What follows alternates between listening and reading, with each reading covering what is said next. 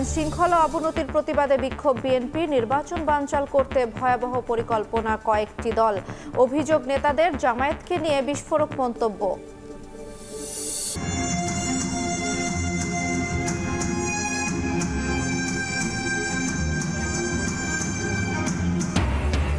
জুলাই কন্যা দিবসে বিশেষ ড্রোন শো, তুলে ধরা হলো গণ অভ্যুত্থানে ভূমিকা, বর্ণাঢ্য রিকশা শোভাযাত্রা, নারী বিদ্বেষীদের প্রতিরোধের ডাক। এ মাসেই জাপানে প্রবাসীদের ভোটার তালিকায় অন্তর্ভুক্তির কাজ শুরু। এবছর 25 দেশে চলবে কার্যক্রম। 9 দেশ থেকে আবেদন করেছে 47,713 জন। আশানুরূপ সারা না মেলার দাবি। বেশ কিছু জায়গায় গর্ত হয়েছে। আলো যদি থাকে, সিকিউরিটি বা নিরাপত্তাটা সুন্দর হবে। পরিবেশটা যে সুন্দর ছিল আগের, ওই পরিবেশটা এখন আর পাওয়া যাচ্ছে না। রাস্তায় গর্ত, নষ্ট সড়কবাতি, কোটি কোটি টাকা বরাদ্দেও নেই সুফল। এক যুগ ধরে রক্ষণাবেক্ষণের অভাবে বেহাল দশা হাতিরঝিলের। দায়িত্ব অবহেলায় শাস্তির নজির তৈরির তাগিদ। মোবাইল অপারেটরদের কাজে আগাম সতর্কবার্তা আইন শৃঙ্খলা বাহিনীকে জানানোর অনুরোধ সরকারের।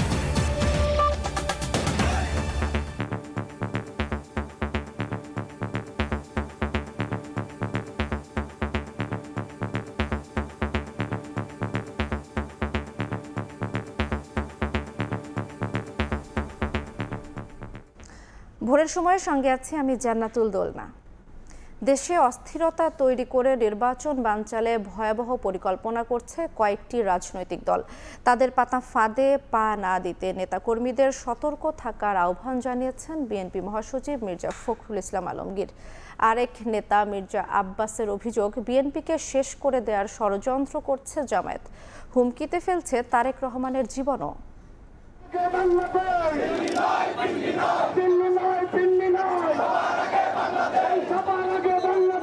প্রতিবাদী মিছিল, বিক্ষোভে উত্তাল পল্টন। অপশক্তির বিরুদ্ধে লাখো কর্মীর স্লোগানে মুখরিত রাজপথ। বিএনপির ভারপ্রাপ্ত চেয়ারম্যান তারেক রহমানের বিরুদ্ধে অপপ্রচার ও ষড়যন্ত্রের প্রতিবাদে বিক্ষোভ মিছিল ঢাকার 2 মহানগর বিএনপি। নয়াপল্টনে দলের কেন্দ্রীয় কার্যালয়ের সামনে থেকে শুরু হয় প্রতিবাদী এই বিক্ষোভ মিছিলের। বিএনপির শীর্ষ নেতারা মিছিলের উদ্বোধন করেন। এর আগে সংক্ষিপ্ত সমাবেশে বিএনপির স্থায়ী কমিটির সদস্য মির্জা আব্বাস বলেন, বিএনপিকে শেষ করে দেওয়ার ষড়যন্ত্র করছে একটি ইসলামিক দল। তাদের কর্মকাণ্ডে হুমকিতে ফেলেছে তারেক রহমানের জীবন। গায়ের জোরে কথা বলেন, নিজের পায়ের জোর নাই।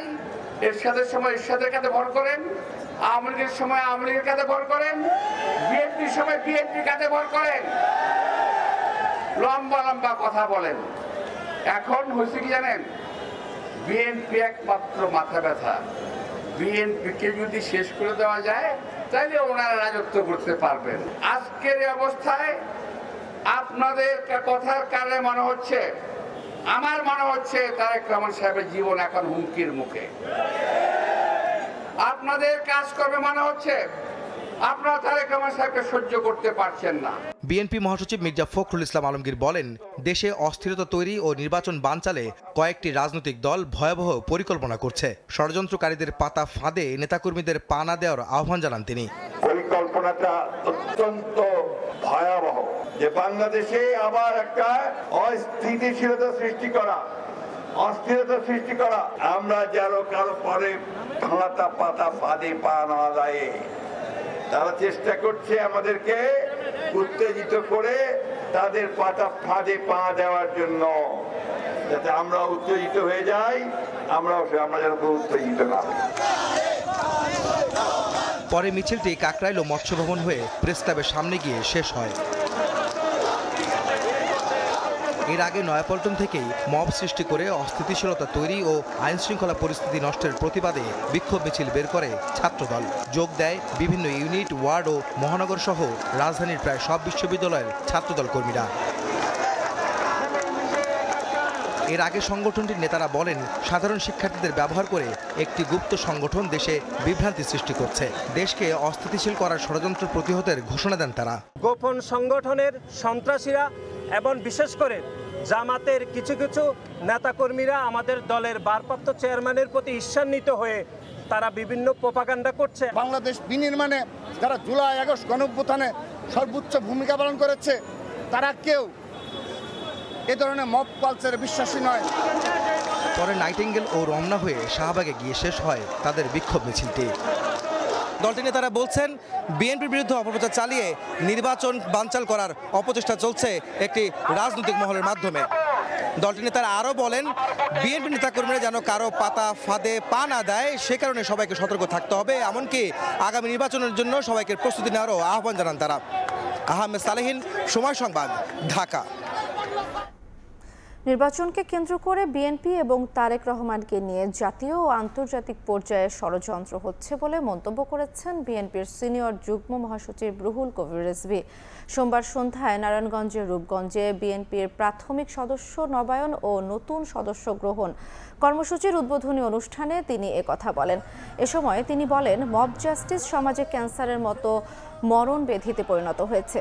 কারো উস্কানিতে সাড়া না দিতে দলের নেতাকর্মীদের কঠোরভাবে হুঁশিয়ার করেন তিনি। এনসিপি ও অন্তর্বর্তী সরকারের কয়েকজন উপদেষ্টার সমালোচনা সহ সরকারের নিরপেক্ষতা নিয়েও প্রশ্ন তোলেন রিজভী। সারা বাংলাদেশে বিএনপির নামে যারা অপকর্ম করছে তাদেরকে শুধু দল থেকেই বহিষ্কার করেই ক্ষান্ত হয়নি, বিএনপির নিজে মামলা করছে, পুলিশ প্রশাসনকে বলা হচ্ছে যে আপনারা মামলা করেন। মব জাস্টিস, আমরা তো পুরো বেগম খালেদা জিয়ার আমল গেছে, নানা আমল গেছে, কই আমরা মব জাস্টিসের কথা তো শুনিনি। এখন এই মব জাস্টিস সমাজের একটা ক্যান্সারে পরিণত হয়েছে। স্বৈরাচারের পতনের পর মুজিববাদ ও চাঁদাবাজের পাহারাদার এখন বিএনপি। পটুয়াখালীতে পদযাত্রায় এ মন্তব্য করেছেন এনসিপি আহ্বায়ক নাহিদ ইসলাম। দেশ গড়তে চাওয়া এনসিপির বিরুদ্ধে নানাভাবে প্রপাগান্ডা ছড়ানো হচ্ছে বলে অভিযোগ করেন এনসিপির দক্ষিণাঞ্চলের মুখ্য সংগঠক হাসনাত আব্দুল্লাহ। উত্তরের রংপুর থেকে শুরু করা জুলাই পদযাত্রা এখন দক্ষিণের জনপদে। দেশ গড়তে মাঠ চষে বেড়াচ্ছেন ২৪-এর বিপ্লবীরা।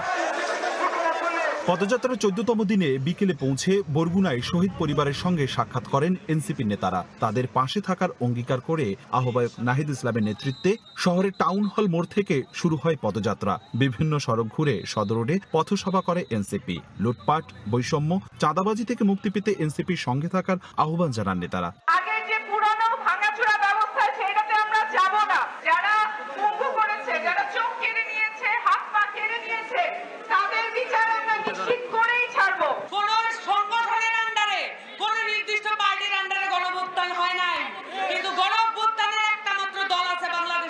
সেটা হচ্ছে এনসিপি।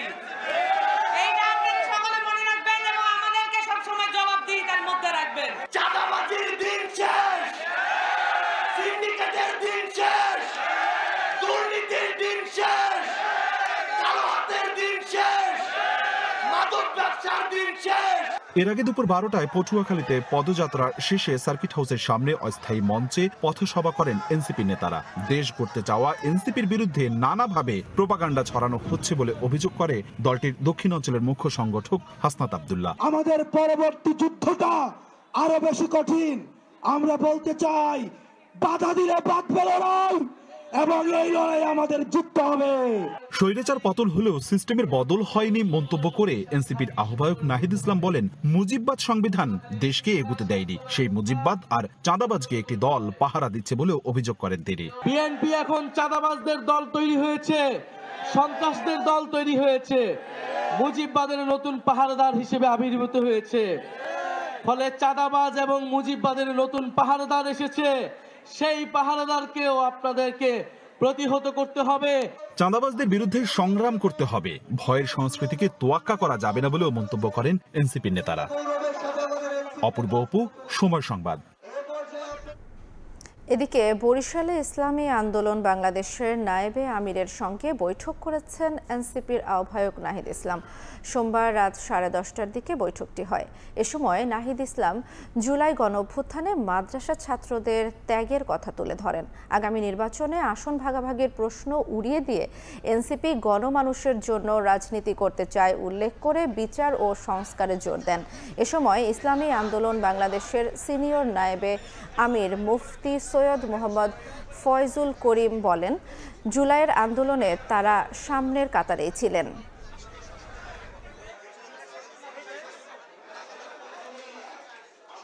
২৪-এর গণ অভ্যুত্থানে তাদের যে প্রত্যাশা ছিল, আমাদের যে শহীদদের মর্যাদা, শহীদদের যে আকাঙ্ক্ষা ছিল, তার কতটুকু বাস্তবায়ন হলো, কেন হলো না এবং কিভাবে সেটা আমরা একত্রে করতে পারি, মূলত জনমানুষের সাথে সেই সংলাপ এবং জন্য এই পদযাত্রা।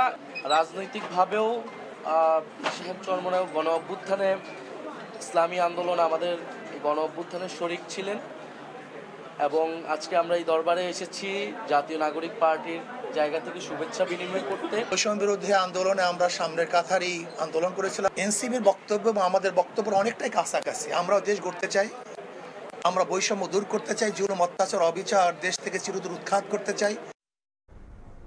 চাঁদাবাজদের বিরুদ্ধে সংগ্রামের ডাক দিয়েছে জামায়াতে ইসলামীর নায়েবে আমির অধ্যাপক মুজিবুর রহমান।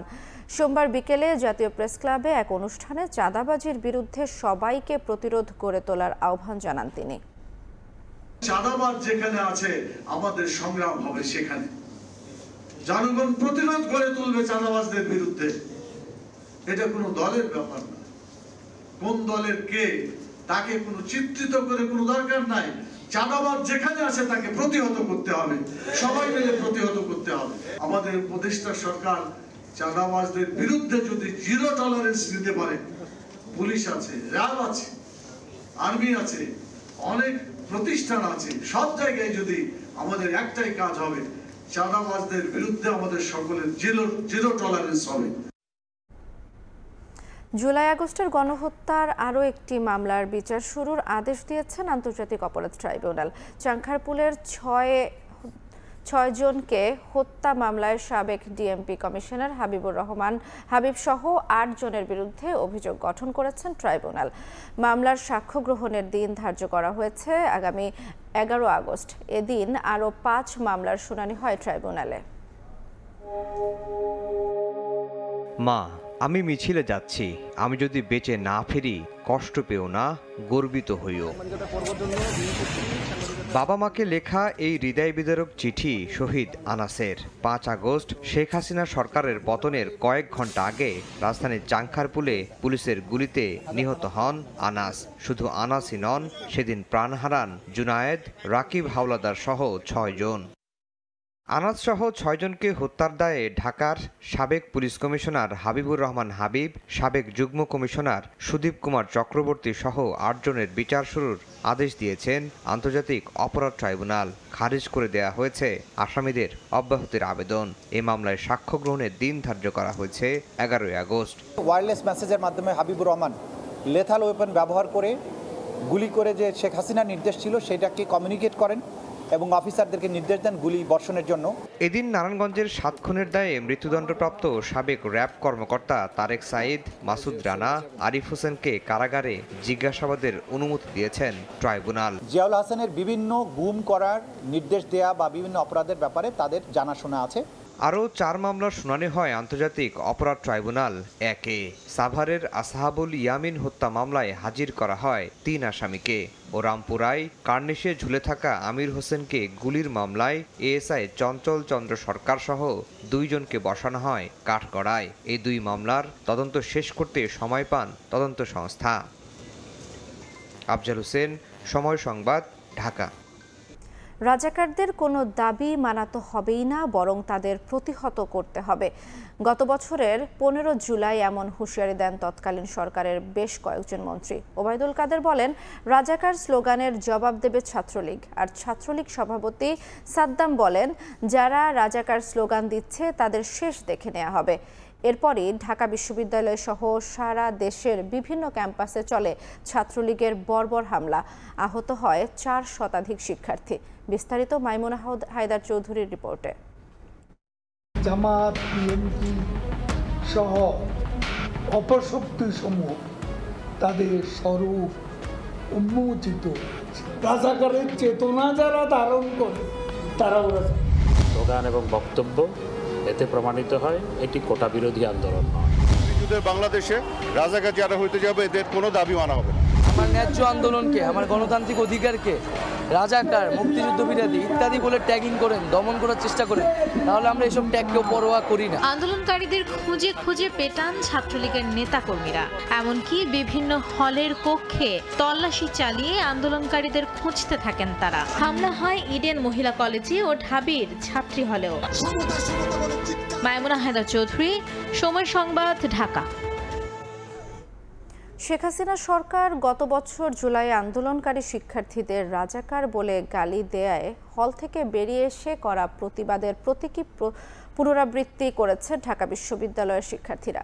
সোমবার রাত 11:30টার পরে বিশ্ববিদ্যালয়ের মেয়েদের হল সহ বিভিন্ন হলের শিক্ষার্থীরা বেরিয়ে এসে রাজু ভাস্কর্যের পাদদেশে অবস্থান নেন। অংশগ্রহণকারীরা জানান, গত বছরের স্মৃতি এভাবে পুনরাবৃত্তির মাধ্যমে জুলাইয়ের চেতনা সকলের মাঝে সমুন্নত থাকবে।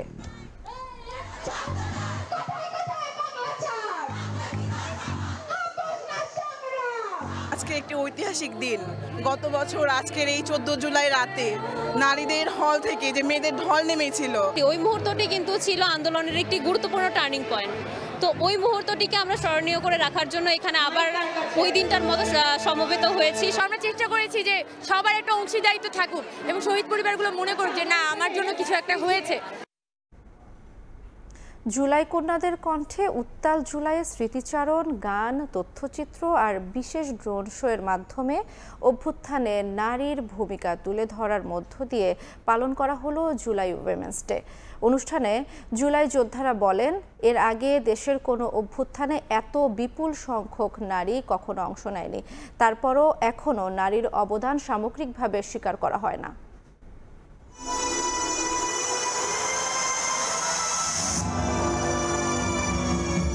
প্রকৃতিতে আবারও উত্তাল জুলাইয়ের হাওয়া। সে হাওয়ায় ভেসে উঠল গুম, হত্যা আর 16 বছরের দুঃশাসন পেরিয়ে 24-এর বীরত্ব গাথা। প্রতিধ্বনিত হল জুলাই কন্যাদের প্রতিরোধের গর্জন। ত্যাগ আর সংগ্রাম মুখর জুলাইয়ের সেই দিনগুলোর অন্যতম অংশীদার দেশের নারীরা। মৃত্যু ভয় উপেক্ষা করে রাস্তায় নেমে আসা সেই নারীদের ত্যাগের স্মরণে আয়োজন করা হয় বিশেষ ড্রোন শো। সংস্কৃতি মন্ত্রণালয় ও শিল্পকলা একাডেমির উদ্যোগে সোমবার কেন্দ্রীয় শহীদ মিনার প্রাঙ্গণে আয়োজিত জুলাই ওমেন্স ডে এর বিশেষ আকর্ষণ ছিল এই শো। আন্দোলনের শুরু থেকে শেষ পর্যন্ত জুলাই কন্যাদের ত্যাগ আর সংগ্রামের ছবি প্রদর্শনের মধ্য দিয়ে শুরু হয় জুলাই ওমেন্স ডের আয়োজন। এরপর শহীদ পরিবার ও জুলাই যোদ্ধাদের স্মৃতিচারণে ভারী হয়ে ওঠে প্রাঙ্গণ। স্বৈরাচারের দমনে যেদিন এখানে শহীদ মিনারে দাঁড়িয়েছিলাম, মনে হয়েছিল ওই শহীদদের এখানে এসে যদি সেদিন শহীদ হয়ে যায়, ওই মৃত্যুটাও আমাদের অনেক বেশি কাম্য হবে। জুলাইতে নারীরা প্রমাণ করে দিয়েছে আমরা একই সমান মার খেতে পারি, স্বৈরাচারের বিরুদ্ধে, খুনিদের বিরুদ্ধে প্রতিরোধ গড়ে তুলতে পারি, আমরা জেলে যেতে পারি, আমরা শহীদ হতে পারি। গুটি কয়েক নারীর কথা সবাই জানলেও আড়ালে রয়ে গেছে নাম না জানা অসংখ্য নারী। তাই গেল 1 বছরের আকাঙ্ক্ষার সঙ্গে বাস্তবতা মেলাতে গিয়ে ক্ষোভ ফুটে ওঠে অনেকের কণ্ঠে। বাংলাদেশের ইতিহাসে নারীদের এমন বিপুল অংশগ্রহণ কোনো অভ্যুত্থানে কিন্তু দেখা যায়নি, কিন্তু এই ইভেন্টে দেখা গিয়েছিল। এই সময় ছিল আসলে তাদের মর্যাদাটা তাদেরকে দেওয়ার, কিন্তু আমরা দিতে পারিনি। জুলাইয়ের আকাঙ্ক্ষা আমাদের অন্য অনেক আকাঙ্ক্ষার মতো নারীদের নিরাপত্তার আকাঙ্ক্ষাটাও এখনো পুরোপুরি পূরণ হয়নি। এমন অনেক মেয়ের অবদান আছে যারা হয়তো আপনারা মিডিয়ারাও এখনো সামনে তুলে আনতে পারেননি।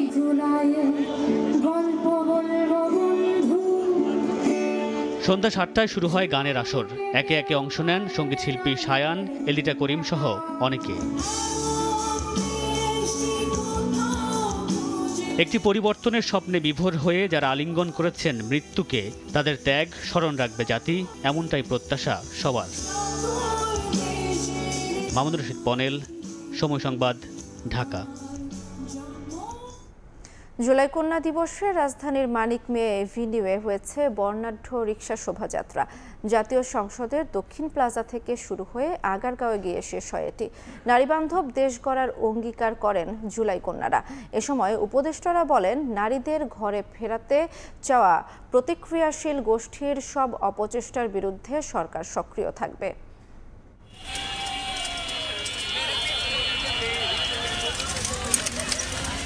জুলাই গণ অভ্যুত্থান স্মরণে রিকশা শোভাযাত্রায় অংশ নেয় প্রায় 1200 জুলাই কন্যা। তাদের স্লোগানে মুখর হয়ে ওঠে সংসদ ভবন এলাকা। আন্দোলনের সময় কারফিউ ভেঙে সহায়তা করা রিকশা চালকদের প্রতি সম্মান জানিয়ে র্যালিতে স্যালুট জানান তারা। সবাই মিলে নতুন বৈষম্যহীন দেশ গড়ার প্রত্যয় ছিল সবার কণ্ঠে। দেশ গঠনে নারীর অংশগ্রহণ শুধু একটি দিবসে সীমাবদ্ধ না রেখে নারী বান্ধব দেশ গড়ার লক্ষ্যে সবাইকে এগিয়ে আসতে আহ্বান জানান জুলাই কন্যারা। জুলাই মাস আসার পরে হয়তো একটা দিবস ঘোষণা করে শুধুমাত্র মেয়েদের অবদানগুলোকে লক করার চেষ্টা করা হচ্ছে। কিভাবে সারা বাংলাদেশের মেয়েদেরকে আমরা একত্রিত করতে পারি সেই বিষয়ে আমাদের উদ্যোগ প্রয়োজন। প্রতিক্রিয়াশীল গোষ্ঠী নারীদের ঘরে ফেরানোর চেষ্টা করলে তা রুখতে সরকার সক্রিয় থাকবে বলে জানান সরকারের দুই উপদেষ্টা। সেজন্য প্রতিক্রিয়াশীল কোনো গোষ্ঠী নারীদেরকে যদি ঘরে ফেরাতে চায় আমরা সরকারের পক্ষ থেকে যতটুকু করতে পারি করব, কিন্তু আমার জুলাইয়ের মেয়েরা আবারও আমরা রাস্তায় একসাথে থাকব। যে প্রতিকূলতা সম্মুখীন হও সেটার অতিক্রম করার প্রয়োজনে যা যা করা দরকার আমার মন্ত্রণালয় করা শুরু করবে। জুলাই কন্যাদের এই আয়োজনে সার্বিক সহযোগিতা করে মহিলা ও শিশু বিষয়ক মন্ত্রণালয়। আদনান তুর্য, সময় সংবাদ, ঢাকা। উচ্চকক্ষ গঠন নিয়ে জাতীয় ঐক্যমত্য কমিশনের নতুন প্রস্তাবকে অস্বাভাবিক বলছে বেশিরভাগ রাজনৈতিক দল। জামায়াতের ভাষায় নতুন প্রস্তাব আলোচনার অযোগ্য। এনসিপি বলছে উচ্চকক্ষকে দুর্বল করার চেষ্টা চলছে। তবে এ অভিযোগ উড়িয়ে দিয়ে বিএনপি বলছে যেখানে উচ্চকক্ষের অস্তিত্ব নেই সেখানে দুর্বল করার প্রশ্ন আসতে পারে না। এদিন নারী আসনে নির্বাচন পদ্ধতি নিয়েও হয়নি ঐক্য। তারপরও চলতি মাসে সনদ তৈরিতে আশাবাদী কমিশন। সংসদে নারী আসনে প্রতিনিধিত্ব ও উচ্চকক্ষ গঠন নিয়ে সোমবার আবারও রাজনৈতিক দলগুলোর সঙ্গে সংলাপে বসে জাতীয় ঐকমত্য কমিশন। দিনভর বৈঠক করেও নিম্নকক্ষের আসন অনুপাতে নাকি ভোটের সংখ্যানুপাতিক হারে গঠন হবে উচ্চকক্ষ তা নিয়ে ঐকমত্য হয়নি। এছাড়া 64 জেলা ও 12 মহানগরকে নির্বাচনী এলাকা করে উচ্চকক্ষ গঠনের যে বিকল্প প্রস্তাব দিয়েছে কমিশন সেটিকেও অস্বাভাবিক বলছে বেশিরভাগ দল। এটা আলোচনার কোনো যোগ্যতায় রাখা নাই প্রস্তাব, এবং এটা অপ্রয়োজনীয়। কমিশন একটা প্রস্তাব দিয়েছে, অর্ধেক আলোচনা হওয়ার পরে আরেকটা নতুন প্রস্তাব দেয়, এটা আরো বিভ্রান্তিকর। 64 জেলা এবং সিটি কর্পোরেশন মিলে এটা স্থানীয় সরকারের সাথে একটা গুরুতর সংঘাত সৃষ্টি করবে। দুই কক্ষ বিশিষ্ট পার্লামেন্ট বাংলাদেশে এখন প্রয়োজন নেই, অপ্রয়োজনীয়। যদি কখনো প্রয়োজন হয় তখন আমরা প্রদেশের কথাও ভাববো, দ্বিকক্ষও ভাববো। এনসিপির অভিযোগ গঠন পদ্ধতি নিয়ে বিতর্ক করে দুর্বল উচ্চকক্ষের দিকে ঠেলে দেওয়ার চেষ্টা চলছে, যদিও তা মানতে নারাজ বিএনপি। কিভাবে যেন একটা দুর্বল উচ্চকক্ষের দিকে ঠেলে দিয়ে যাতে যে দলগুলো উচ্চকক্ষ চেয়েছে তারা যেন উচ্চকক্ষ আর প্রত্যাশা না করে সেরকম একটা জায়গায় আমাদেরকে নিয়ে যাওয়ার চেষ্টা করা হচ্ছে। দ্বিকক্ষ বিশিষ্ট পার্লামেন্ট গঠনের প্রস্তাব তো আমাদের, বাকিরা কবে কখন এই প্রস্তাব দিয়েছে আমরা জানি না। উচ্চকক্ষের ধারণায় যদি ঐকমত্য না আসে সেই ক্ষেত্রে কি করা যায় সেই সিদ্ধান্ত হয়তো পরে হবে, কিন্তু এখনই যদি অভিযোগ করা হয় যে উচ্চকক্ষকে দুর্বল করা, যেখানে উচ্চকক্ষ গঠিত হয় না সেখানে সবল এবং দুর্বল করার প্রশ্ন তো আসে না।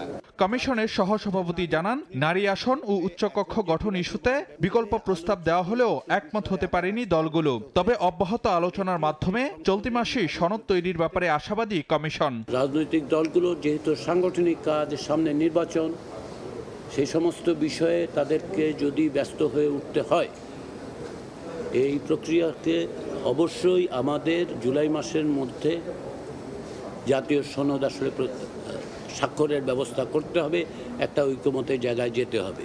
আর সংসদে নারী আসন 50 থেকে 100-তে উন্নীত করার প্রস্তাবে দলগুলোর সায় থাকলেও বাস্তবায়ন পদ্ধতি নিয়ে বিতর্ক এখনো কাটেনি। ফারুক ভিয়া, রবিন, সময় সংবাদ, ঢাকা। এ মাসে জাপানে শুরু হচ্ছে প্রবাসী বাংলাদেশিদের ভোটার তালিকার অন্তর্ভুক্ত করার কাজ। আগামী 2 মাসের মধ্যে আরও 5 দেশ সহ চলতি বছর মোট 25 দেশে কার্যক্রম চালাতে চায় ইসি। তবে ভোটার তালিকা হালনাগাদ করার কাজ চলা 9 দেশে আশানুরূপ সাড়া মেলেনি বলে জানান এনআইডি মহাপরিচালক। বিদেশ থেকেই আগামী নির্বাচনে প্রবাসী বাংলাদেশিদের ভোট দেওয়ার সুযোগ নিশ্চিতে কাজ করছে ইসি। এজন্য 9টি দেশে বসবাসরতদের ভোটার তালিকায় অন্তর্ভুক্ত করতে কাজ চলছে। কার্যক্রম চলমান থাকা 9 দেশ থেকে ভোটার হতে আবেদন করেছেন 47,713 জন। এই সংখ্যা প্রত্যাশার চেয়ে কম জানিয়ে এনআইডি মহাপরিচালক বলেন, প্রবাসীদের ভোটার হওয়ার আগ্রহ বাড়াতে কাজ করছে ইসি ও দূতাবাস।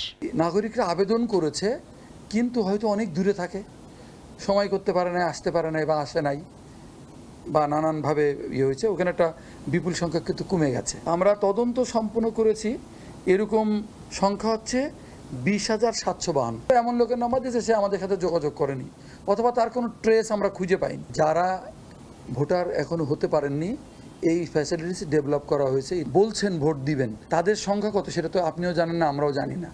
কিন্তু আপনি যদি সুবিধাটা পৌঁছে দিতে পারেন তাহলে হবে কি, যারা আগ্রহী তারা অন্তত ইনক্লুড হতে পারবে। এনআইডি মহাপরিচালক জানান, এ মাসেই জাপানে শুরু হচ্ছে ভোটার তালিকার কাজ। 2 মাসের মধ্যে আরো 5 দেশে আর এবছরে আরো 10টি দেশে শুরু হবে কার্যক্রম। জাপানে চালু হয়ে যাবে, কারণ জাপানের সকল প্রস্তুতি সম্পন্ন হয়েছে। 23-24 তারিখে হয়তো চালু হয়ে যাবে, ইনশাল্লাহ এই মাসের মধ্যে শুরু হয়ে যাবে। আরো 5টা দেশের ব্যাপারে অনুমতি পেয়ে গেছি এবং এই 5টি দেশের মধ্যে আমেরিকা রয়েছে, দক্ষিণ আফ্রিকা রয়েছে, ওমান রয়েছে যেখানে প্রচুর বাংলাদেশি আছে, তারপরে মালদ্বীপ আছে, প্রচুর বাংলাদেশি আছে, জর্ডান আছে, সেখানেও বেশ কিছু বাংলাদেশি আছে। আগামী 2 মাসের মধ্যে এই 5টা দেশে আমরা এটা চালু করতে পারবো। নির্বাচনের আগে এই বছরটা চিন্তা করি হয়তো 8-10টা দেশে যাওয়া সম্ভব। ভবিষ্যতে প্রবাসীদের দোরগোড়ায় সেবা পৌঁছে দিতে নিবন্ধন কেন্দ্র বাড়ানো হবে বলেও জানান হুমায়ুন কবির। ক্যাম্প করতে হলে আমাদের নিজস্ব জনবল লাগবে সেখানে, যারা এই ব্যাপারে এক্সপার্ট। কাউসারা চৌধুরী কুমু, সময় সংবাদ, ঢাকা। এই ব্যাপারে কিন্তু রক্ষণাবেক্ষণের অভাবে ধুঁকছে হাজার কোটি টাকার প্রকল্প হাতিরঝিল। ঢাকার অন্যতম সেরা পর্যটন কেন্দ্র হিসেবে গড়ে ওঠার কথা থাকলেও দূষণ আর পরিচর্যার অভাব দিন দিন স্পষ্ট হচ্ছে হাতিরঝিলে। এতে দর্শনার্থী বা ওই এলাকা ব্যবহারকারীদের অভিযোগের তালিকা লম্বা হচ্ছে। নগর পরিকল্পনাবিদরা দায় চাপাচ্ছেন রাজুকের ওপর, যদিও রাজুক শুনিয়েছে আশ্বাসের ফুলঝুরি। আল মামুন এবং মোবারক হোসেন শুভর তোলা ছবিতে বিস্তারিত জানাবেন আলামিন তুষার।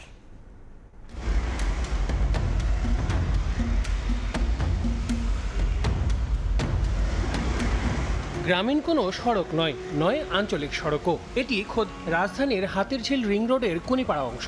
এসব গর্তে মাঝে মাঝেই ঘটছে দুর্ঘটনা। বেশ কিছু জায়গায় গর্ত হয়েছে রাস্তাতে, যেখানে বৃষ্টির সময় অ্যাক্সিডেন্ট বেশি হয়, রাতের বেলা অ্যাক্সিডেন্ট হয়। আলো যদি থাকে তাহলে হয়তো অনেক সুন্দর লাগবে আরো, বা সিকিউরিটি বা নিরাপত্তা আরো সুন্দর হবে। যদিও প্রতি বছর ঝিলটি রক্ষণাবেক্ষণে প্রায় 7 থেকে 8 কোটি টাকা বরাদ্দ রাখে সরকার। গত কয়েক বছরের নথি বলছে বরাদ্দকৃত অর্থের বড় অংশই ব্যয় হয় বিদ্যুৎ খাতে। যদিও বেশিরভাগ সড়কবাতি পড়ে আছে বিকল হয়ে, আর যার সুযোগ নিচ্ছে অপরাধীরা। শুরুর দিকে ঝিলের সেতুগুলোতে থাকা ঝলমলে আলোকসজ্জার সবটাই এখন অতীত।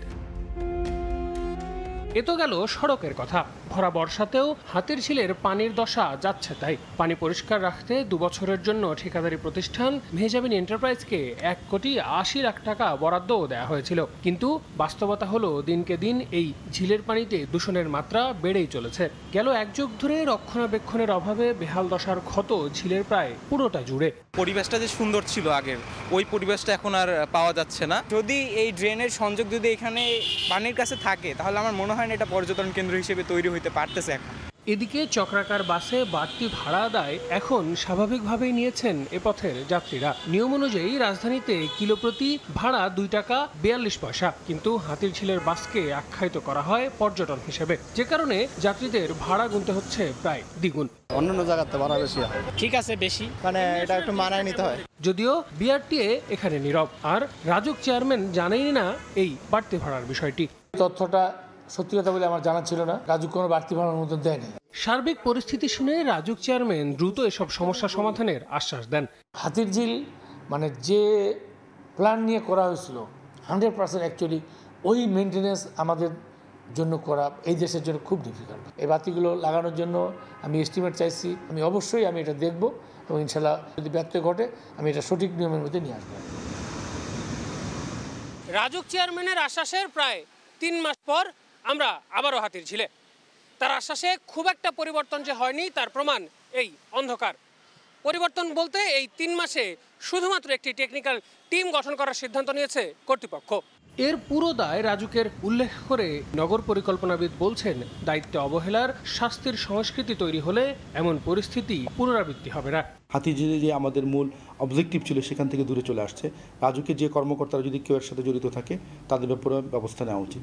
আমাদের ময়লা আবর্জনার ব্যবস্থাপনা তৈরি করা এবং সেখানে পয়ঃবর্জ্য বা শিল্প পর্যায়ে যতগুলো অবৈধ লাইন আছে সবগুলো সরিয়ে ফেলে হাতিঝিলের নান্দনিকতা এবং তার পরিবেশটা ফিরিয়ে আনতে হবে।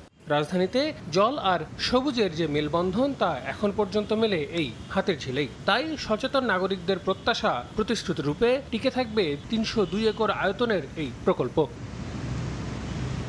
আল আমিন তুষার, সময় সংবাদ, ঢাকা। মব সহিংসতা ঠেকাতে মোবাইল অপারেটরদের কাছে আগাম সহযোগিতা চেয়েছে সরকার। এক্ষেত্রে ডেটা অ্যানালিটিক্স এবং এআইয়ের মাধ্যমে তথ্য বিশ্লেষণ করে আগাম সতর্কবার্তা আইনশৃঙ্খলা বাহিনীকে জানানোর অনুরোধ করা হয়েছে। যৌথভাবে কাজ করতে এরই মধ্যে সংশ্লিষ্টদের নিয়ে বৈঠক হয়েছে। প্রধান উপদেষ্টার বিশেষ সহকারীর আশা, এই উদ্যোগের মাধ্যমে চলমান পরিস্থিতির উন্নতি হবে। শুভ খানের রিপোর্ট। মব সহিংসতা ঠেকাতে টেলিকম প্রযুক্তিকে কাজে লাগানোর উদ্যোগ নিয়েছে সরকার। মোবাইল ফোন সবসময় নিকটতম টাওয়ারের সঙ্গে সংযুক্ত থাকে। টাওয়ারের মাধ্যমে হ্যান্ডসেটের সিগন্যাল তথ্য বিশ্লেষণ করে গ্রাহকের অবস্থান, গণসমাবেশ নির্ণয় করা যায়। ফলে কোনো নির্দিষ্ট এলাকায় মব সংগঠিত হওয়ার আশঙ্কা থাকলে নিকটবর্তী টাওয়ারের সিগন্যাল বিশ্লেষণের মাধ্যমে পূর্বাভাস পাওয়া সম্ভব। সরকারকে রিকোয়েস্ট করেছিল একটা ন্যাশনাল ডেটা অ্যানালিটিক্স সেন্টার করার জন্য, যেটার মাধ্যমে মানুষের মুভমেন্টটা কোথায় বেশি হচ্ছে এগুলো কিন্তু এখন প্রযুক্তি আছে, সেই প্রযুক্তি ব্যবহার করে কিন্তু এটা বের করা সম্ভব। এই তথ্যই অপারেটরদের আইনশৃঙ্খলা বাহিনীকে সরবরাহের অনুরোধ করেছে সরকার। মব যেখানে তৈরি হয় সেটা টেলিট্রাফিক ডাটাটা অ্যানালাইসিস করে বাংলাদেশ পুলিশকে কিভাবে এম্পাওয়ার করা যায় এই ব্যাপারে আমরা প্রাথমিক আলোচনা শুরু করেছি। এরই মধ্যে এ বিষয়ে পুলিশ সদর দপ্তরে একটি বৈঠক অনুষ্ঠিত হয়েছে। মোবাইল অপারেটররা বলছে, জাতীয় স্বার্থে যে কোনো ধরনের সহযোগিতা করতে প্রস্তুত তারা। এখনো আমরা ওইভাবে রিকোয়েস্টটা পাইনি, তা যদি আসে তাহলে then will go into the details যে কি করতে হবে। সিকিউরিটি যদি কোনো চাহিদা থাকে, আমাদের যদি টেকনোলজিক্যালি সম্ভব থাকে, অফকোর্স আমরা কোঅপারেট করব গভর্নমেন্ট থেকে। বর্তমানে 18.5 কোটির বেশি গ্রাহককে সেবা দিচ্ছে 4 মোবাইল অপারেটর। শুভ খান, সময় সংবাদ, ঢাকা। দক্ষতা উন্নয়নের মাধ্যমে বেকার যুবকের কর্মসংস্থান তৈরি করাই মূল লক্ষ্য হলেও লাখ লাখ কর্মপ্রত্যাশীর স্বপ্ন যেন এখনও অধরা রয়ে গেছে। শিক্ষিত ও দক্ষতা থাকার পরও নেই কর্মসংস্থানের ব্যবস্থা। বিশ্ব যুব দক্ষতা দিবস নিয়ে তুষার আহমেদ ইমনের রিপোর্ট, ক্যামেরায় ছিলেন মেহেদি হাসান। বিশ্বে জনবহুল দেশের তালিকায় বাংলাদেশ 8 নম্বরে। সরকারি হিসেবে জনসংখ্যা 17 কোটির বেশি। এর মধ্যে 15 থেকে 29 বছর বয়সীদের সংখ্যা প্রায় 5 কোটি। পরিসংখ্যান ব্যুরো বলছে, দেশে 26 লাখ উচ্চশিক্ষিত বেকার সহ মোট কর্মহীনের সংখ্যা 76 লাখের বেশি। এক বছরের ব্যবধানে বেকার জনগোষ্ঠী বেড়েছে 0.33%। চোখে স্বপ্ন কিন্তু মুখে নিস্তব্ধতা। আশা আছে, সুযোগ নেই। এ যেন বাংলার লাখো তরুণের শিরায় উপশিরায় গাথা এক করুণ নির্মমতা। একটি দেশ সে দেশের তরুণদের কর্ম দিতে না পারলে সে দেশের উন্নয়ন যেন শুধুই কল্পনার এক ফুলেল প্রতিবেদন। যে যুব সমাজের চোখে স্বপ্ন ছিল অগ্রগতির, তাদের পদচারণা আজ থমকে গেছে চাকরির অজানা চৌকাঠে। বেকার আছি প্রায় 3-4 বছরের মতো হচ্ছে। 2 বছর আগে পড়াশোনা শেষ হয়েছে, এখন পর্যন্ত আমরা কোথাও চাকরি পাইনি। বিশেষায়িত বিষয়ে পড়ালেখা করেও চাকরি পাচ্ছেন না অনেকে, কারণ দেশে ওইসব বিষয়ে কাজের সুযোগ নেই বললেই চলে। ফলে বিদেশে চলে যাওয়া ছাড়া উপায় থাকে না। এই দেশের যে জব ফিল্ডের সেক্টরসগুলো রয়েছে, সেই সেক্টরসগুলো এবং আমাদের গ্রাজুয়েশন লেভেলে পড়ার যে সাবজেক্টগুলো, সেগুলো আসলে ম্যাচ করে না। সহশিক্ষা হিসাবে বিভিন্ন ইন্টার্নশিপের সুযোগ থাকে, সেই জায়গাগুলোতে এখনো বেশ কিছু ঘাটতি আছে। যুব উন্নয়ন অধিদপ্তর বলছে, উচ্চতর ডিগ্রি নেওয়ার পরও শিক্ষার্থীদের প্রয়োজনীয় দক্ষতা না থাকায় মিলছে না কাজ।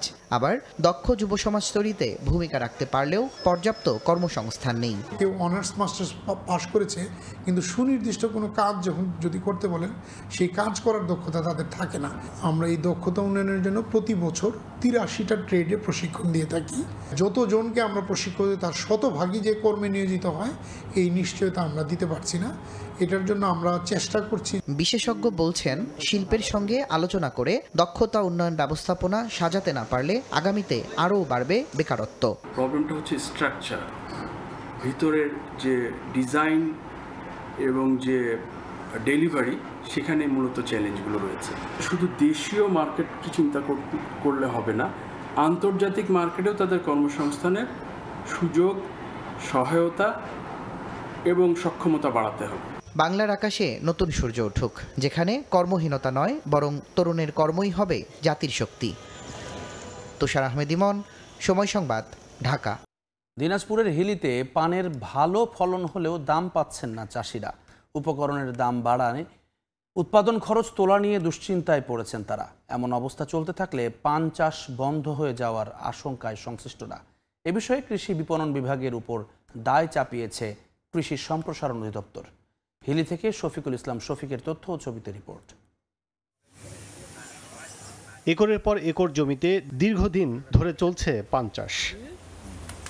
দিনাজপুরের হিলির খট্টা মাধবপাড়া ইউনিয়নের সীমান্তবর্তী মংলা গ্রামে এই পান চাষে নিয়োজিত শতাধিক পান চাষি। লাভজনক হওয়ায় প্রতিনিয়ত বাড়ছে চাষাবাদ। কৃষকদের আয়ের মূল উৎস হয়ে দাঁড়িয়েছে এ ফসল। কিন্তু চলতি বছরে পানের ফলন ভালো হলেও দাম কমে যাওয়ায় ক্ষতিগ্রস্ত হচ্ছেন চাষিরা। গত বছর প্রতি পোয়া বা 40 বিড়া মোটা পান 4 থেকে 5,000 টাকায় দাম উঠলেও বর্তমানে সেই পান বিক্রি হচ্ছে মাত্র 1,200 টাকায়, আর 150 টাকায় বিক্রি হচ্ছে চিকন মানের পান। দাম কমলেও মিলছে না ক্রেতা।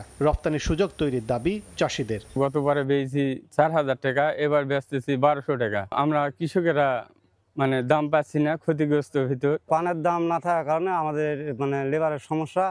এক পোয়া পান করে দিলে আমরা 200 টাকা পাই, হাটে বিক্রি 200 টাকা, গৃহস্থ লস। পান খেতে যদি সরকার আমাদেরকে একটু ভর্তুকি দিত তাহলে আমরা উপকৃত হতাম। বর্তমান যে বাজার মূল্য, পান বিক্রি করে আমাদের যে লেবার খাটায় সেই লেবারকে আমরা দিনমজুরি যেটা সেটা আমরা দিতেই পারি না। যদি পানটা মনে করেন যে বাইরে যদি সরকার নিয়ে যেত, যদি রপ্তানি করতো, তাহলে হয়তো আমরা দাম কিছুটা পেতাম, আমাদের কিছু আমরা হয়তো লাভবান হতাম। এদিকে পান চাষ বাড়াতে কৃষকদের প্রশিক্ষণ সহ সব ধরনের সহযোগিতা করা হচ্ছে জানিয়ে কৃষি বিভাগ জানায় যৌক্তিক দাম নিয়ে কাজ করছে কৃষি বিপণন বিভাগ। পান চাষের ক্ষেত্রে যে বিষয়টা, যেমন একটা পানের বরজ আসলে 5 থেকে 7 বছর পর ওইটা আবার রিঅ্যারেঞ্জ করা দরকার বা ওইখান থেকে শিফট করা দরকার, যেটা আসলে আমাদের কৃষক ভাইরা করে না।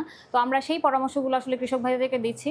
এবং দামের যে বিষয়টা, এটা আসলে আমাদের কৃষি বিপণন অধিদপ্তর তাদের যে বিষয়, তারা যদি আসলে সেই বিষয়গুলোতে আরও বেশি, যেমন তাদের আসলে উপজেলা পর্যায়ে কর্মকর্তা নেই, তবে আমি যতদূর জানি যে তাদের অর্গানাইজেশনের যে রিফরমেশনের যে বিষয়, সেটা হলে পারে হয়তো আমাদের কৃষক ভাইরা আরও বেশি উপকৃত হবে। জেলার শুধু হিলিতেই 40 হেক্টর জমিতে পান চাষ করছেন চাষিরা। উৎপাদিত পান স্থানীয় চাহিদা মিটিয়ে সরবরাহ হয়ে থাকে আশপাশের বিভিন্ন জেলায়।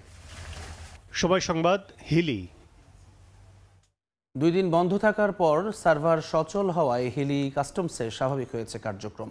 শনিবার সন্ধ্যার পর হিলি কাস্টমসের সার্ভার অচল হয়। এরপর থেকে কাস্টমসের দাপ্তরিক কার্যক্রম সহ পণ্য ছাড়করণের কাজ শুরু হয়।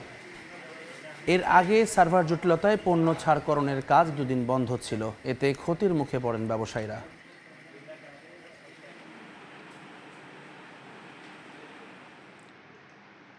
জাতিসংঘের নিষেধাজ্ঞা পুনর্বহালের হুমকির পাল্টা হুঁশিয়ারি দিয়েছে ইরান। বলেছে এমন হলে উচিত জবাব দেবে তেহরান। এদিকে গুপ্তচর বৃত্তির অভিযোগে মৃত্যুদণ্ড ও সম্পত্তি বাজেয়াপ্তের বিধান রেখে কঠোর আইন পাশ করেছে দেশটির পার্লামেন্ট। ইরানের পরমাণু কর্মসূচি নিয়ে জাতিসংঘের নিষেধাজ্ঞা পুনর্বহালের যে আলোচনা চলছে তাতে তীব্র প্রতিক্রিয়া জানিয়েছে তেহরান। দেশটির পররাষ্ট্র মন্ত্রণালয়ের মুখপাত্র স্পষ্ট বলেন, স্ন্যাপব্যাক মেকানিজম ব্যবহারের কোনো আইনি বা রাজনৈতিক ভিত্তি নেই। নিষেধাজ্ঞা পুনর্বহালের কোনো পদক্ষেপ নিলে ইরান তার পাল্টা ব্যবস্থা নেবে। তবে কী ধরনের ব্যবস্থা নেওয়া হবে তা এখনও খোলাসা করেনি ইরান। এদিকে গুপ্তচর বৃত্তির অভিযোগে মৃত্যুদণ্ড ও সম্পত্তি বাজেয়াপ্তের বিধান রেখে নতুন আইন পাশ করেছে ইরান। সংশোধিত এই আইনে বলা হয়, শত্রু রাষ্ট্রের হয়ে গোয়েন্দা তৎপরতায় জড়িত থাকলে মৃত্যুদণ্ড দেওয়া হবে এবং সম্পত্তিও বাজেয়াপ্ত করা হবে। শত্রু রাষ্ট্র নির্ধারণে ক্ষমতা থাকবে সুপ্রিম ন্যাশনাল সিকিউরিটি কাউন্সিলের। বিদেশি নেটওয়ার্কে তথ্য পাচার বা জাতীয় নিরাপত্তা বিঘ্নিত করতে তথ্য পাঠানো হলে সেটিও অপরাধ হিসেবে গণ্য হবে বলে নতুন আইনে উল্লেখ রয়েছে। শুধু মৃত্যুদণ্ডের ক্ষেত্রে আপিলের সুযোগ থাকলেও তা অবশ্যই সর্বোচ্চ 10 দিনের মধ্যে করতে হবে। এই আইনের পাশ হওয়া নিয়ে এরই মধ্যে উদ্বেগ প্রকাশ করেছেন জাতিসংঘের মানবাধিকার বিষয়ক বিশেষজ্ঞরা। অর্জিতা শেহজিন, সময় সংবাদ। রাশিয়া ইউক্রেন শান্তি চুক্তির জন্য সময় বেঁধে দিলেন মার্কিন প্রেসিডেন্ট ডোনাল্ড ট্রাম্প। রাশিয়ার ওপর গভীর অসন্তোষ প্রকাশ করে তিনি জানান 50 দিনের মধ্যে শান্তি চুক্তি না হলে শুরু হবে 100% সেকেন্ডারি ট্যারিফ। ন্যাটো মহাসচিব মার্ক রুটের সঙ্গে ওভাল অফিসে বৈঠকের পর এই ঘোষণা দিলেন মার্কিন প্রেসিডেন্ট। একসময় রাশিয়ার সঙ্গে ঘনিষ্ঠ সম্পর্ক নিয়ে আলোচিত ছিলেন ডোনাল্ড ট্রাম্প, কিন্তু ইউক্রেন যুদ্ধ নিয়ে এখন তার অবস্থান যেন একেবারেই উল্টো। সম্প্রতি তিনি রাশিয়ার উপর বিরক্তি প্রকাশ করে জানান পুতিন তাকে হতাশ করেছেন। রাশিয়ার উপর গভীর অসন্তোষ প্রকাশ করে তিনি বলেন 50 দিনের মধ্যে শান্তি চুক্তি না হলে শুরু হবে 100% সেকেন্ডারি ট্যারিফ। কিন্তু এখানেই থেমে থাকেননি ট্রাম্প, আরও জানান রাশিয়ার সঙ্গে বাণিজ্য চালিয়ে যাওয়া যে কোনো দেশকেই গুনতে হবে 100% ট্যারিফ। ভারত, চীন বা যেসব দেশ এখনো রুশ জ্বালানি কিনছে তারাও এই শাস্তির আওতায় পড়বে। লক্ষ্য একটাই, রাশিয়ার যুদ্ধ তহবিলে আঘাত হানা। এই ঘোষণার দিনই ইউক্রেনের কিয়েভে বৈঠক করলেন প্রেসিডেন্ট জেলেনস্কি ও মার্কিন দূত কিথ কেলগ। আলোচনায় উঠে আসে ইউক্রেনের আকাশ প্রতিরক্ষা জোরদার, ইউরোপের সঙ্গে যৌথ অস্ত্র উৎপাদন ও ক্রয় পরিকল্পনা।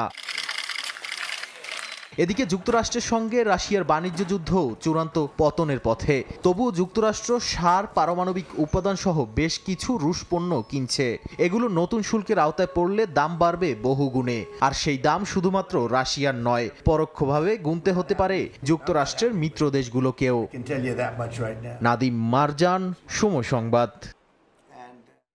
সরকারি চাকরি ফিরে পাওয়ার দাবিতে বিক্ষোভে উত্তাল কলকাতা। সোমবার সকাল থেকে রাজ্যটির প্রশাসনিক প্রধান দফতর নবান্ন ঘেরাও কর্মসূচিতে চাকরিহারা হাজার হাজার শিক্ষক শিক্ষাকর্মী বিক্ষোভ করেন। এক পর্যায়ে তারা মুখ্যমন্ত্রীর কার্যালয়ের দিকে যাওয়ার চেষ্টা করলে পুলিশের সঙ্গে বাগবিতণ্ডায় জড়িয়ে পড়েন, হয় ধস্তাধস্তিও। বিশ্বজিৎ দাসের ছবিতে বিস্তারিত জানাচ্ছেন সুব্রত আচার্য।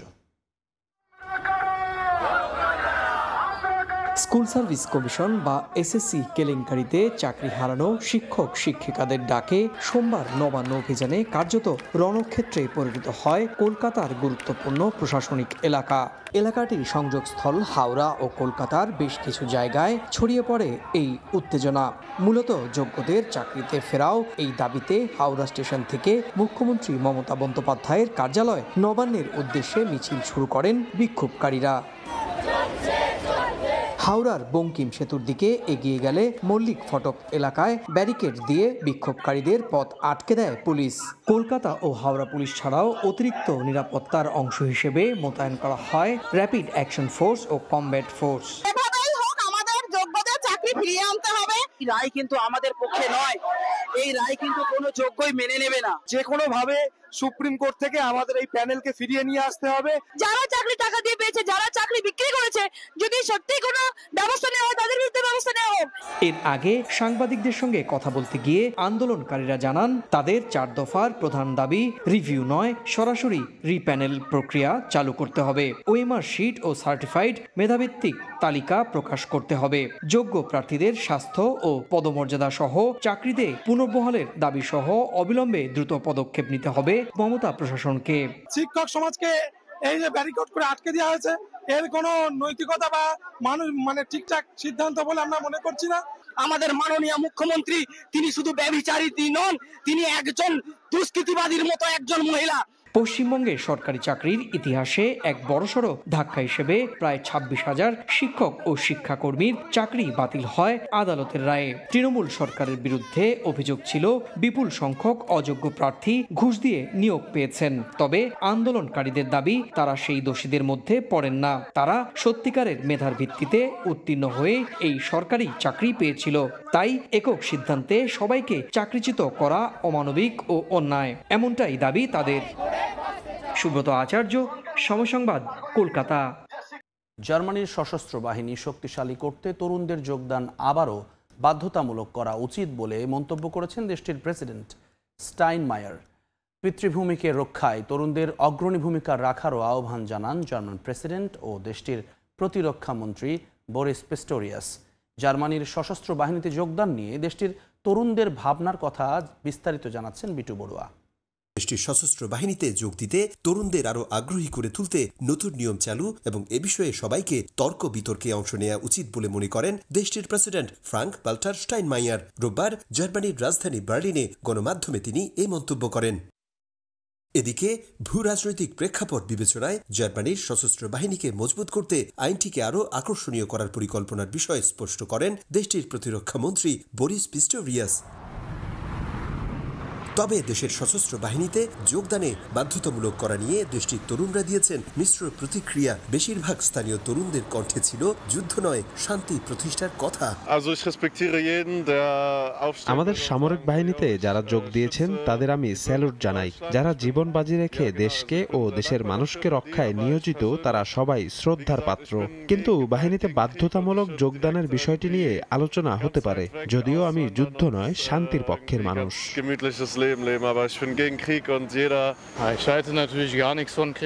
দেখুন, আমি পুরোপুরি যুদ্ধবিরোধী।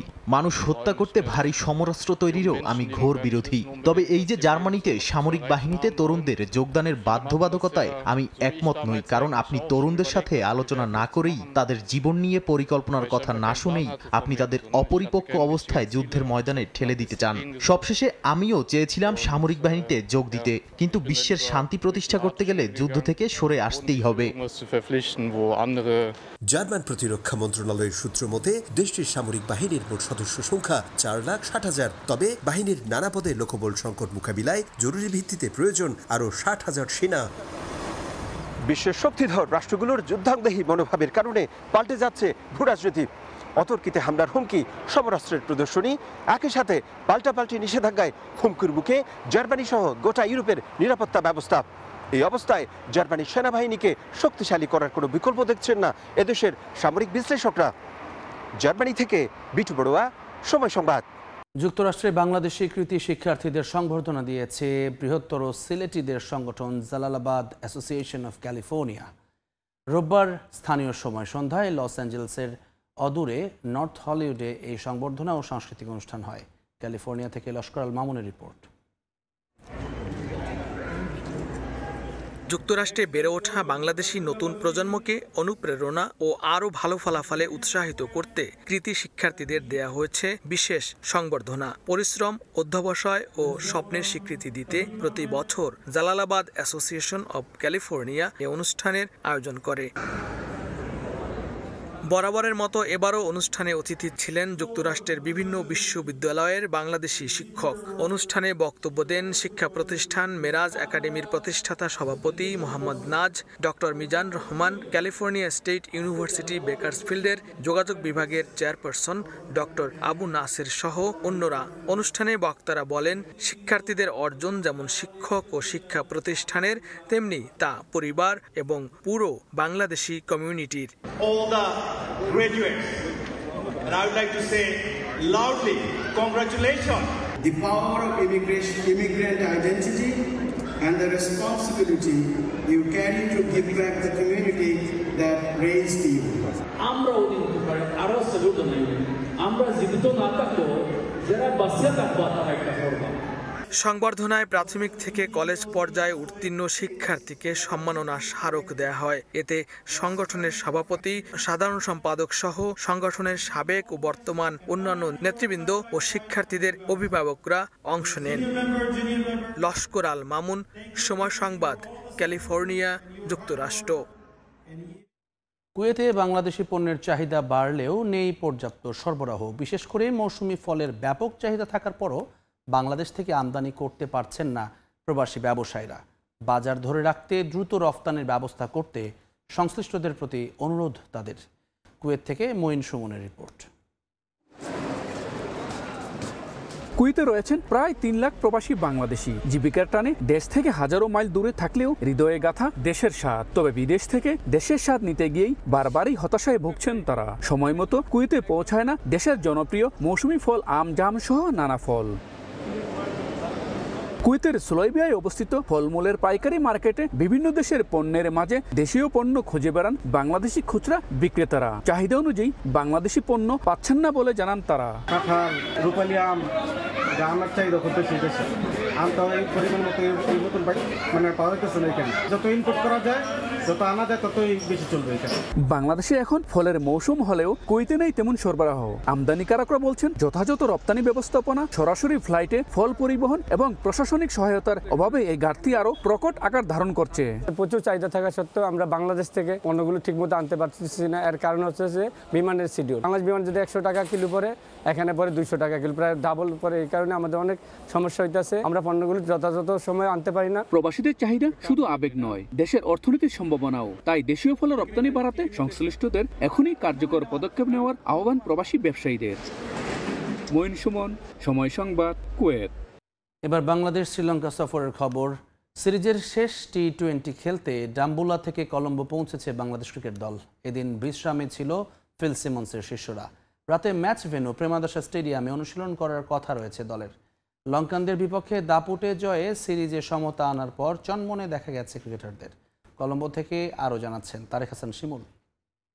ডাম্বুলা থেকে চনমনে হয়ে বাংলাদেশ দল কলম্বো এসে পৌঁছেছে। টি-20 সিরিজের সবশেষ ম্যাচটি অনুষ্ঠিত হবে আর প্রেমাদাসা স্টেডিয়ামে, যেখানে বাংলাদেশ একটি ওয়ানডে জিতেছে এবং এখানে নিষ্পত্তি হবে টি-20 সিরিজ। দারুণভাবে সিরিজ জয়ের হাতছানি বাংলাদেশের সামনে, সেই সুযোগটা নিঃসন্দেহে লুফে নিতে চাইবে টাইগাররা। সকাল 11টায় ডাম্বুলা থেকে রওনা দিয়ে বিকাল 3টার মধ্যে এই কলম্বোর যেই সিনেমন গ্র্যান্ড হোটেল রয়েছে, যেটি আসলে কলম্বোতে বাংলাদেশ দলের আবাসস্থল বলা চলে, যে আগের কলম্বো পার্টেও এখানে অবস্থান করছে বাংলাদেশ দল।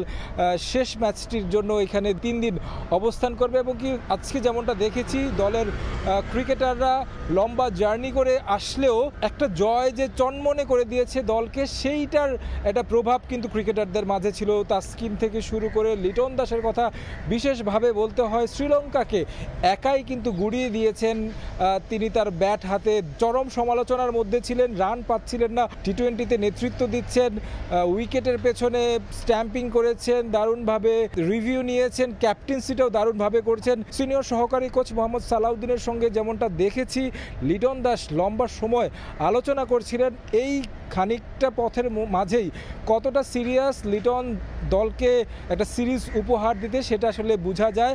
তার হাত ধরে সবশেষ টি-20 সিরিজ বাংলাদেশ জিতেছিল ওয়েস্ট ইন্ডিজে, তারপর তিনি পূর্ণ মেয়াদে ক্যাপ্টেন্সি পেয়েছেন। এখন কিন্তু সেই সুযোগ লিটনের সামনে, তার কাছে দল যেটা প্রত্যাশা করে সেটা উপহার দেওয়ার। পাশাপাশি যদি বলি যে দলের অবস্থা বলতে গেলে কোনো ধরনের ইনজুরি সমস্যা নেই, যেমনটা দেখেছি তাসকিনকে ব্রেক দেওয়া হয়েছে। প্রেমাদাসাতে হয়তোবা আমরা তাকে ব্যাক করানো হতে পারে দলে। আগামীকালকে বাংলাদেশ দল দুপুর 2টায় অনুশীলন করবে আর প্রেমাদাসা স্টেডিয়ামে, যেটা আসলে প্রথমবারের মতো একেবারে ডে লাইটে অনুশীলন করবে। এর আগে আমরা যেমনটা দেখেছি রাতে ফ্লাড লাইটের অনুশীলন করেছে বাংলাদেশ। তো এখন আসলে দেখার বিষয় বাংলাদেশ শেষ তাদের প্রস্তুতিটা নিয়ে শ্রীলঙ্কার বিপক্ষে শেষ টি-20টা জয় দিয়ে আসলে শেষ করতে পারে কিনা। শ্রীলঙ্কার মাটিতে এটা কিন্তু দারুণ সুযোগ একটা সিরিজ জয়ের। কলম্বো থেকে তারেক হাসান শিমুল, সময় সংবাদ, শ্রীলঙ্কা। আনুষ্ঠানিকভাবে শুরু হতে যাচ্ছে আমিনুল ইসলাম বুলবুলের ক্রিকেট বিকেন্দ্রীকরণ প্রক্রিয়া। শুরুটা পাবনায়, যেখানে রাজশাহী ও রংপুর বিভাগের 16 জেলা কোচকে তাদের করণীয় বুঝিয়ে দেওয়া হবে। ম্যাচ সিনারিওতে ক্রিকেটার তুলে আনার লক্ষ্য বিসিবির। সোমবার এ নিয়ে স্থানীয় কোচদের সঙ্গে মত বিনিময় করেন বোর্ড প্রধান। এছাড়া শিক্ষা মন্ত্রণালয়ের সঙ্গে যৌথ সমন্বয়ে কলেজ টুর্নামেন্টের মাধ্যমেও হবে বাছাই প্রক্রিয়া। সভাপতির দায়িত্ব নিয়ে দেশ জুড়ে ক্রিকেট ছড়িয়ে দেওয়ার যে অঙ্গীকার করেছিলেন আমিনুল ইসলাম বুলবুল, সে প্রক্রিয়া এগিয়েছে অনেক দূর। তারই অংশ হিসেবে সোমবার স্থানীয় কোচদের সঙ্গে আলোচনায় বসেন বোর্ড প্রধান। তাদের কাছ থেকে শুনেছেন কি কি দরকার আর জানিয়েছেন কোন প্রক্রিয়ায় তুলে আনা হবে cricketer. This is the first time board president যে কোচদের সাথে তাদের মতামত শেয়ার করতে চেয়েছে, জানতে চেয়েছে। তার যে ভিশনটা আছে সেটা আসলে একটা ক্লিয়ার কনসেপ্ট আমাদের মাঝে আর কি শেয়ার করলেন। এখন আসলে অপেক্ষার পালা, কারণ অনেক কিছু জিনিসের সংমিশ্রণে আসলে একটা ভালো কিছু তৈরি হয়। জানতে চাইলেন যে আসলে কি জায়গায় আমরা আছি, আমাদের আসলে কোন কোন জায়গাগুলো আমরা প্রবলেম ফেস করি। তো আমাদের ফ্যাসিলিটিসের অনেক ঘাটতি আছে, এগুলো আমরা বললাম যে আমি আসলে একটা বলারকে নিয়ে কাজ করতে গেলে আমার যে ইকুইপমেন্টস দরকার হয় ওই জিনিসগুলো প্রপার নাই। সো জিমের অনেক কিছু ইকুইপমেন্টস নাই, ট্রেনারদের থেকে আসলো। তো এরকমভাবে সবার ডিপার্টমেন্ট থেকে আসছে। সো আই হোপ যে বুল ভাই আমাদেরকে যেটা আশ্বাস দিলেন যে যেগুলো খুব জলদি করা সম্ভব ওইগুলো আমরা করে দিব। কিভাবে হবে বিকেন্দ্রীকরণ? হাবিবুল বাশার সুমনকে প্রধান করে ঢাকা থেকে তৈরি করা হয়েছে 5 সদস্যের কমিটি, যেখানে নির্বাচক হিসেবে থাকবেন মেহরাব হোসেন অপি, আর 3 সদস্যের কোচের তালিকায় আছেন তালহা জুবায়ের, সোহেল ইসলাম আর তুষার ইমরান। শুরুটা হবে রাজশাহী বিভাগের পাবনা জেলা থেকে। প্রথম দিনে ওই 5 সদস্যের কমিটির সঙ্গে বসবেন রাজশাহী ও রংপুর বিভাগের 16 জেলা কোচ। তাদেরকে বুঝিয়ে দেয়া হবে কাজের ধরন, কোন বিষয়গুলোতে গুরুত্ব দেয়া হবে, কোন ধরনের ক্রিকেটার বাছাই করা হবে, সে গাইডলাইন মেনে 8 জেলা থেকে বিভাগীয় টুর্নামেন্টের জন্য তৈরি করা হবে 4টি দল। 50 ওভারের ফরম্যাটে 19 না পেরোনো তরুণদের নিয়ে হবে এই টুর্নামেন্ট। এতদিন বিচ্ছিন্নভাবে ট্রায়াল প্রক্রিয়া হলেও ম্যাচ সিনারিওতে বাজিয়ে দেখা হয়নি ক্রিকেটারদের। এই প্রক্রিয়ার মাধ্যমে সেই প্রতিবন্ধকতা উতরানোর লক্ষ্য ক্রিকেট বোর্ডের। সেরা 42 জনকে নিয়ে এরপর আয়োজন করা হবে 3 দিনের লঙ্গার ভার্সনের ম্যাচ। ক্রিকেটার তুলে আনার প্রক্রিয়ায় শিক্ষা মন্ত্রণালয়ের সাথেও সমন্বয় করতে যাচ্ছে বিসিবি। এরই মধ্যে আলোচনা হয়েছে প্রাথমিকভাবে 16 থেকে 20টি কলেজকে নিয়ে প্লেয়ার হান্ট প্রোগ্রাম চালু হচ্ছে চলতি বছরেই। বিসিবির প্রত্যাশা, এসব প্রোগ্রামের মাধ্যমে উঠে আসবে দেশের আনাচে কোনাচে থাকা প্রতিভারা। সাব্বির মিথুন, সময় সংবাদ, ঢাকা।